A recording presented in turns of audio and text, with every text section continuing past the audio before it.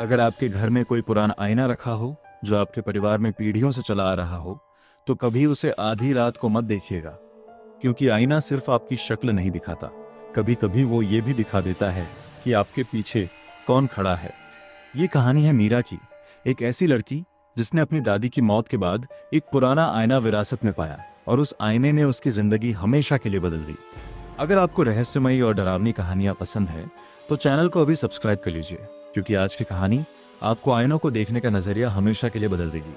मीरा अपनी दादी की बहुत करीब थी। दादी अकेली रहती थी, एक पुरानी हवेली जैसे घर में, शहर के बाहरी इलाके में।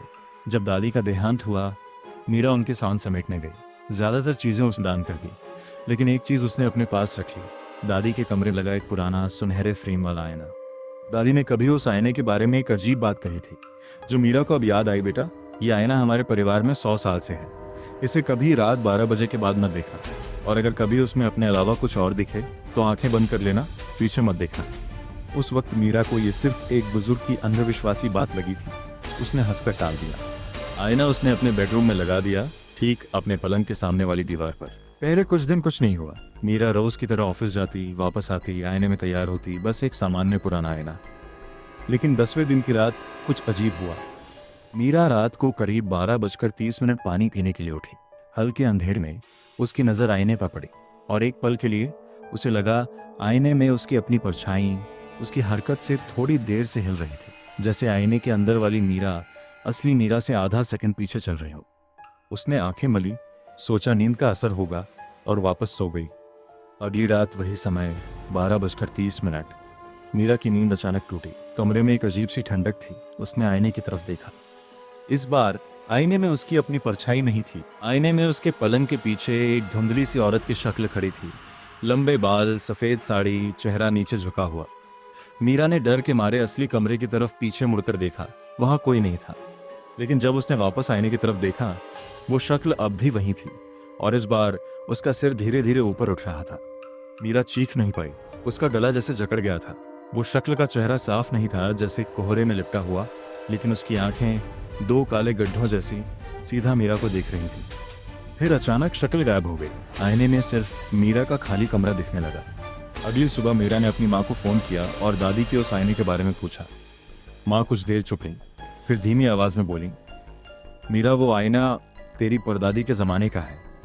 कहते हैं बहुत साल पहले हमारे परिवार की एक बेटी की शादी वाले दिन वो अचानक गायब हो गई थी। उसका जोड़ा, उसके गहने सब कमरे में मिले, लेकिन वो नहीं मिली। सिर्फ इतना पता चला कि आखिरी बार उसे इसी आईने के सामने खड़े देखा गया था, तैयार होते हुए। तो वो कहाँ गई? मीरा ने पूछा। आवाज कांप रही थी।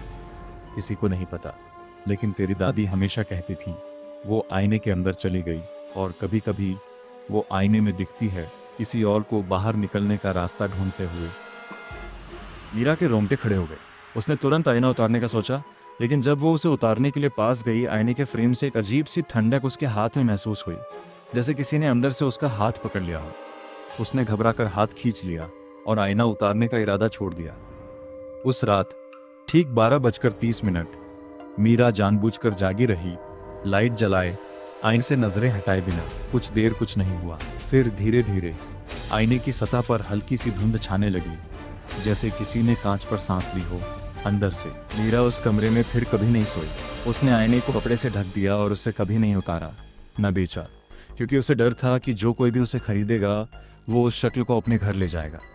आज 2 साल बाद मीरा एक दूसरे घर में रहती है। आईना अब भी उसके पुराने कमरे में कपड़े से ढका हुआ वैसा का वैसा रखा है। लेकिन कुछ महीने पहले मीरा की एक सहेली उस पुराने घर में कुछ सामान लेने गई। उसने वो ढका हुआ आईना देखा और बिना जाने समझे कुतूहलवश उसका कपड़ा हटा दिया। उसने खुद को आईने में देखा, बिल्कुल सामान्य। लेकिन जब वो पलटी, उसे एक अजीब एहसास हुआ, जैसे कोई उसके पीछे खड़ा हो। उसने पीछे मुड़कर नहीं देखा, क्योंकि उसे दादी की वो बात याद नहीं थी। अगर ये कहानी सुनकर आपके रोंगटे खड़े हुए हों तो कमेंट में लिखिए आईना, और चैनल को अभी सब्सक्राइब कर लीजिए, क्योंकि अगली रहस्यमयी और डरावनी कहानी बहुत जल्द आ रही है। तब तक आप अपना और अपने परिवार का ध्यान रखना।